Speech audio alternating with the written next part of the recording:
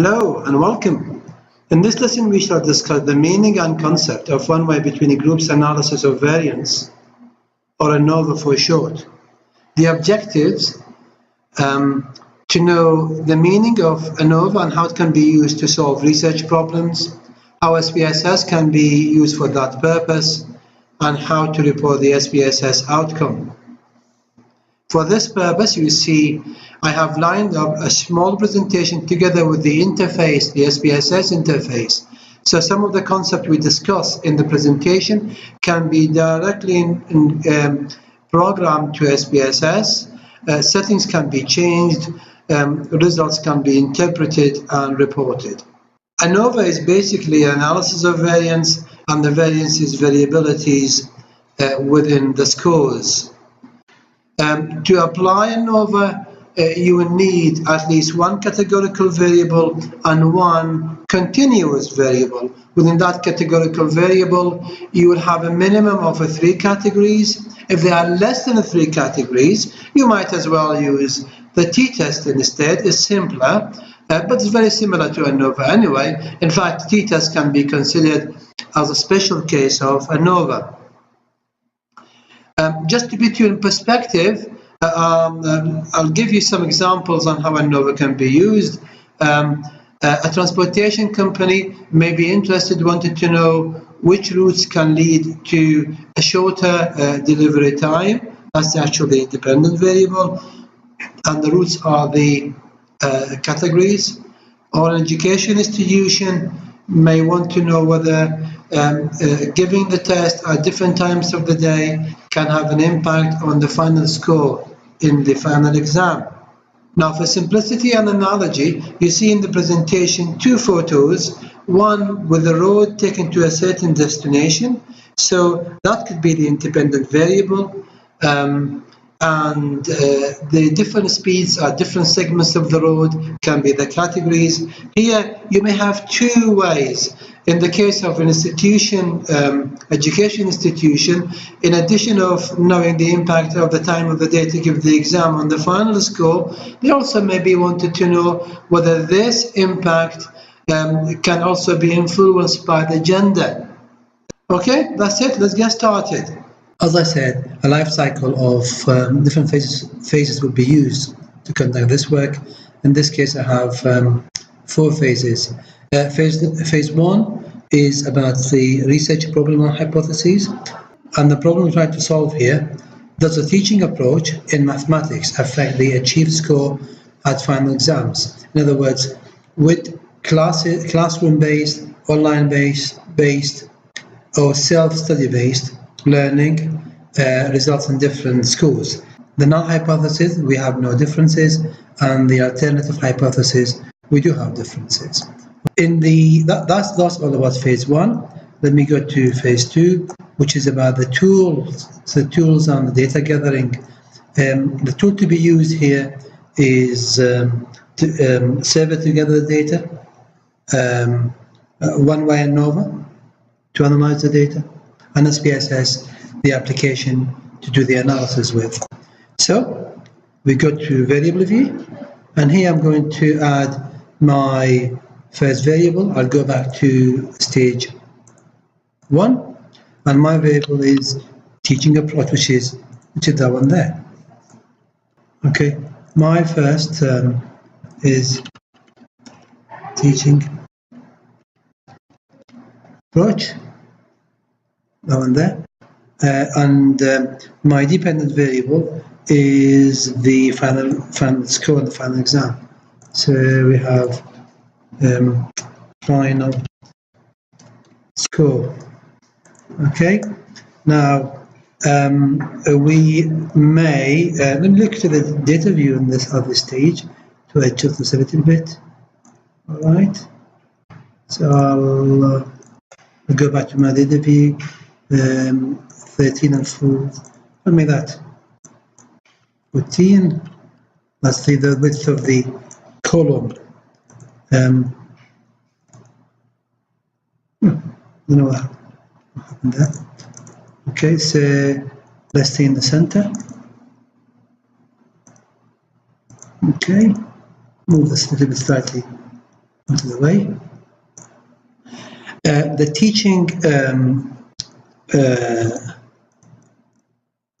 teaching approach is, well, I don't want decimal there. I don't want decimal there. It's categorical, of course, and has three values. And for this, we're going to go nominal. Final score is numeric, has a scale, and going to go scale. The values for this will be 1 is actually the classroom, equals classroom, and 2 is equals to self-study, which is that group there, and that's number 2. And number 3 is the, beg your pardon, 2 is actually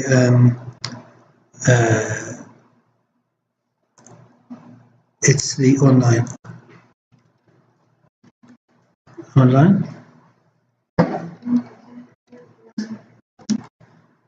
So I change this. And number 3 is the self-study.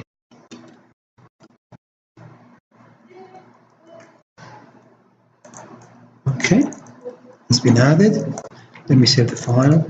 Always remember to do this. Alright, I'm going to save it on let me leave it on the desktop, and I'll call it ANOVA 1. Save. Okay, that's the script for that command is comes in the output window. And so if I go back now to my data view, I'm ready to enter the data. Anything else I need to change here? That's fine. All right, the data view. So I'm going to use 3 groups, as I said. For simplicity, I shall use only 5 cases.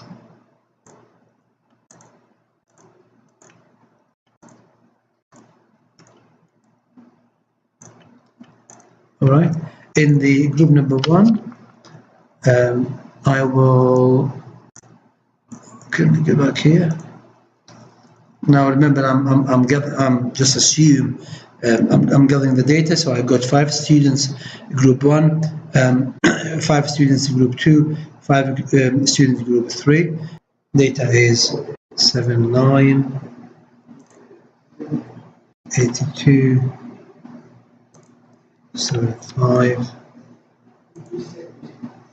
77, 89, 60, 67, 61, 63, 65,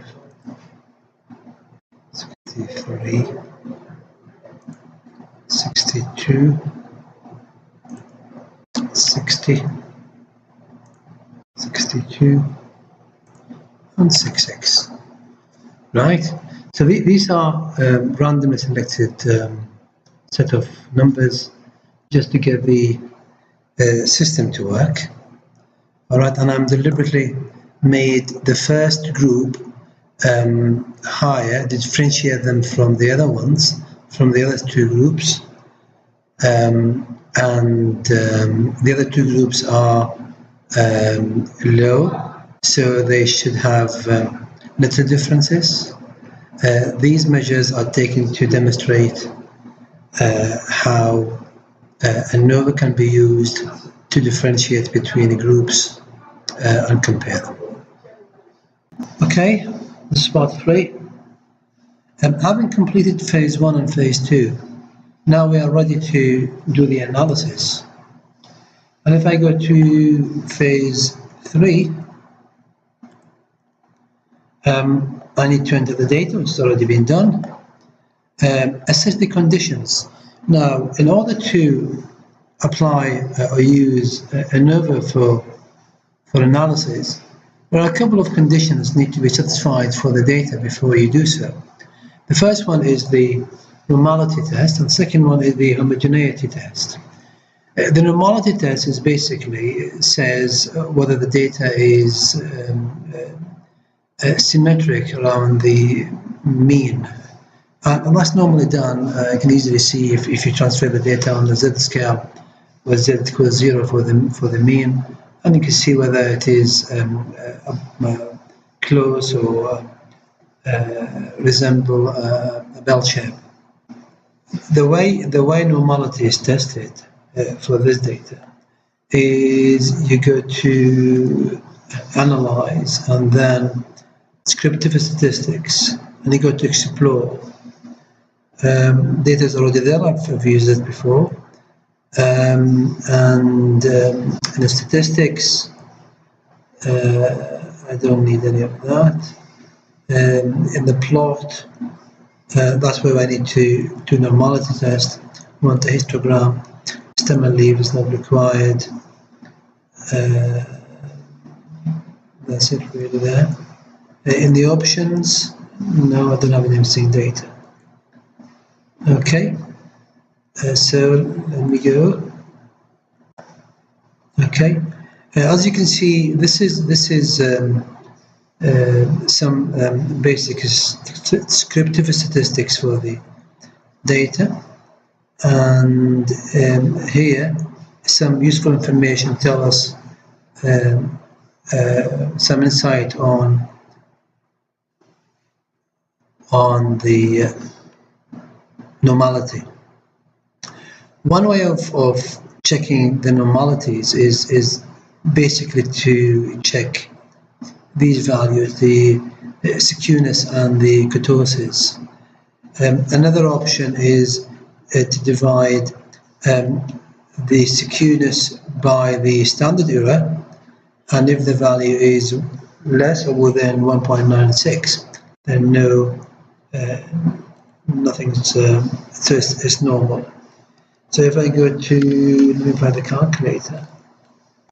All right, so what we have here, we have 1.129 divided by 0.913. And that's fine. This is fine. The skewness is fine. The kurtosis is 1.099 divided by 2. That's fine as well. Okay, so the online is fine, it looks fine. So it's 0.347 divided by 0.913. That's fine. This is also, they look fine. This is not double of that, that's for sure. This is also fine. This is also fine. Okay, so the these values you need actually to capture. You need to capture them later on for the reporting purposes. So with these values, we can demonstrate that the data is normal. But you can further assess the normality by comparing different tests, such as Shapiro-Wilk, and assess another test as well. Assess the significance level. If the significance, if the test statistics is not significant, again, it just shows that the null hypothesis cannot be rejected, which assumes data is normal. And here you can clearly see the three groups are all non-significant, and so they are all normal. Okay, the other test you need to do is the homogeneity. And homogeneities can be tested in actual ANOVA. And if you remember when we've done ANOVA, still there, in the options, we ask for homogeneity of variance test. Continue, okay. So ask for, mistake, ask for outliers. Okay, here, what do we have? We have that's homogeneity of variances. And for this, we wanted the significant to be more than 0.05, i.e. non-significant. The reason why we wanted that is because non-significant, meaning we don't reject the null hypothesis. By that, we mean variances are the same. That's what the null hypothesis structure is, assuming the variances between the groups are all the same. And so if we don't reject it, then they are the same. Now with this data, we cannot reject it, and these values also need to be reported in the final report. Okay, now that takes me further to look into the ANOVA table. On the ANOVA table, you have here some values of between groups and within groups. If you remember on part 1, we said if the ratio of between groups to within groups is high, then that gives a high score of F, which most likely going to be significant.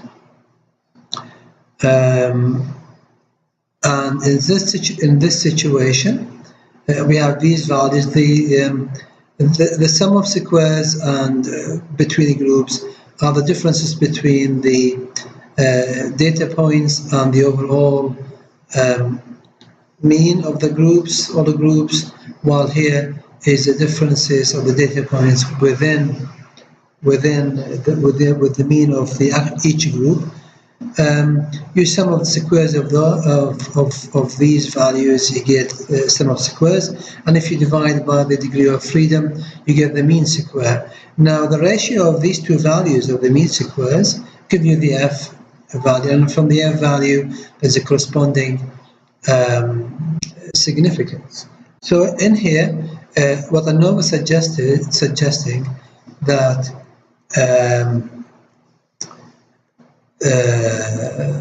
there are differences between the groups because it is significant.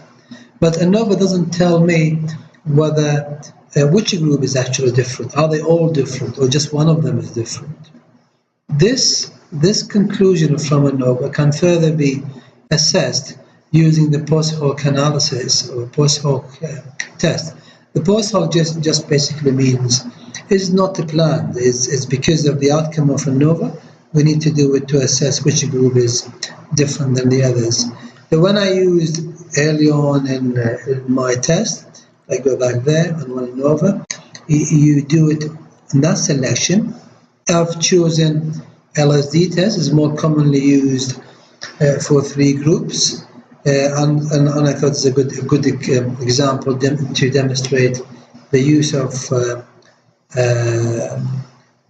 this parameter, and it generates this table.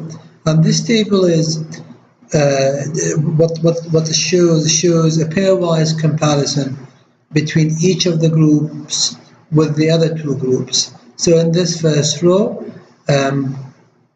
classroom is tested with the online, and this is the significance. So it is actually significant, meaning classrooms approach and online approach give very different results. Equally, classroom approach and self-study approach will also give a very different results, and that's why the significance of this test is 0. Now, if you compare online with the other 2, online with the classroom, it's just the same as these 2, but the other way around, still significant. But online with the self-study is not. and self-study with the online again is not. These results can be depicted, can be shown more graphically in this draw, where we can see here the three groups and the mean of the final score. And so the differences between the classroom, the mean of the classroom and the mean of the online is significant. So students who score high due to being taught in a class, and students who score low because they study online, these differences are not accidental. They're actually real.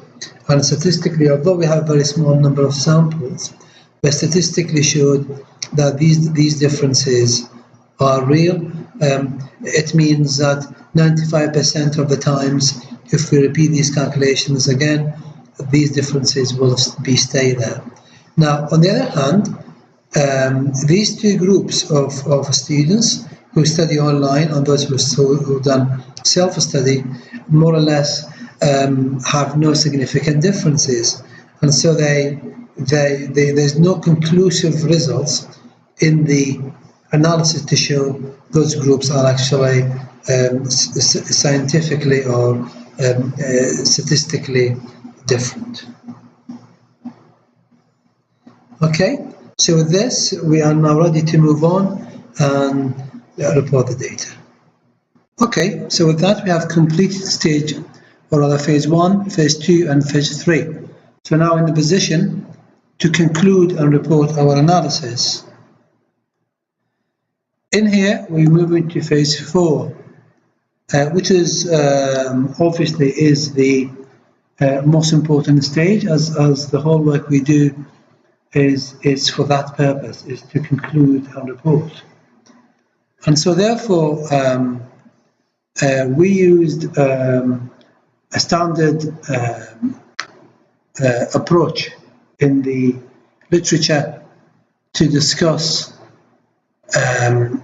how results will be reported.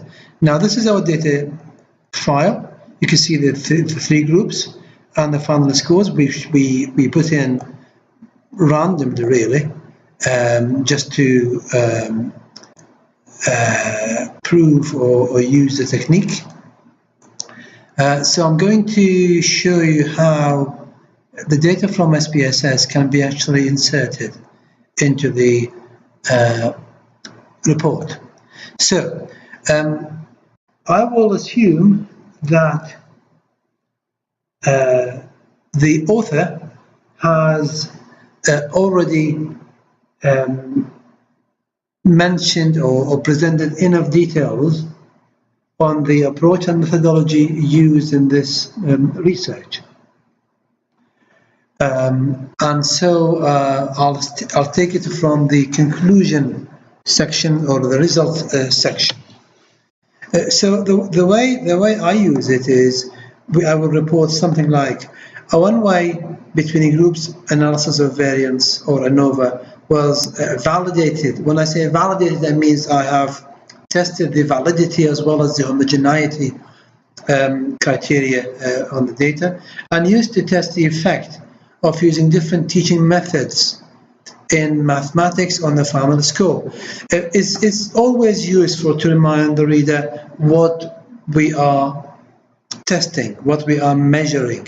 And so that statement, although it's been said somewhere else early in the paper or in the report, is worth testing that again, or stating that again.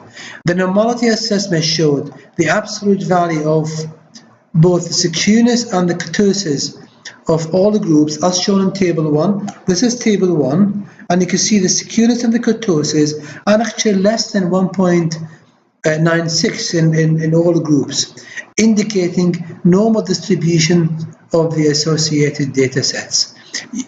Good in this situation, you put a reference there on your assessment.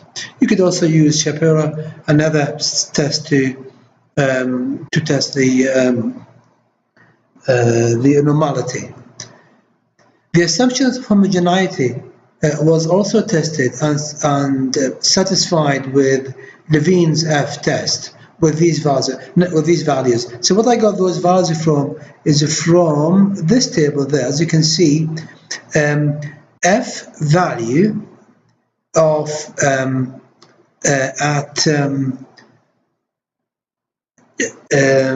degree of freedom 2 and 12, numerator and denominator, gave an F value of 2.04 with a p-value of 0.17. Now this is non-significant, obviously, and that's what it should be. Non-significant meaning the null hypothesis cannot be rejected. In other words, the variance between the groups is similar or the same. Then I moved along and says the one way, repeat this thing, the one way between groups ANOVA results showed a statistically significant effect. Obviously, you could change this text to the way it suits you. You could add more data in, remove some data. I would also, as other authors also suggested, you may put some descriptive statistics from this table. You talk about them here. You say you talk about the standard deviation, where there's a variation here, and you talk about the mean. That's also not a bad idea. The one way between the groups ANOVA results showed a statistically significant effect with these values.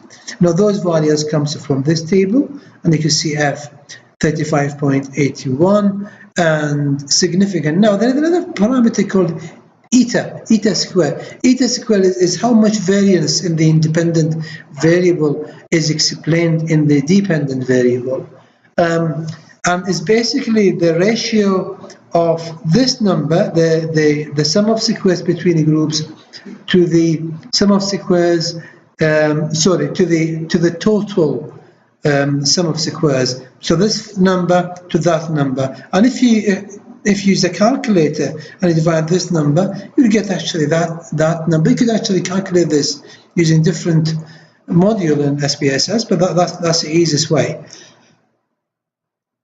And so from this value, you can say, therefore, the null hypothesis of having differences between the means from the three groups of using different teaching methods was rejected, and that 80%, that's what the eta squared, 80% of variance in the final score, the dependent variable, is accounted for by the teaching methods.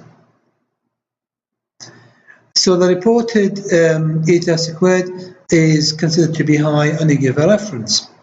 Having established the existence of differences between the three groups in terms of teaching methods, we now turn to further evaluate the nature of these differences. In other words, whether such differences are significant by performing pairwise comparison. This was achieved by conducting 3 Fisher's LSD post hoc tests, and I gave you the reference there. And the results showed that the classroom-based teaching is statistically different in comparison with the online and self-study teaching. But there's a good idea to report the p-value, and that p-value comes from this report, and you can see here, classroom comparison with the online and self-study is always 0, while between self-study and the online is, how much is it? Is 0.81, which is that value there. And putting a graph from comparison of the means always be useful. Now you could then further elaborate on this details to say why and why not, comparing with research done by other workers, and give rationale on the results. Okay, so with this I have completed all the life cycle, or the full life cycle of using ANOVA. I hope it's useful and informative. If you wanted to comment on this or like it, please do so. If you want to get in touch with me, this is my details. Thank you very much. Bye-bye for now.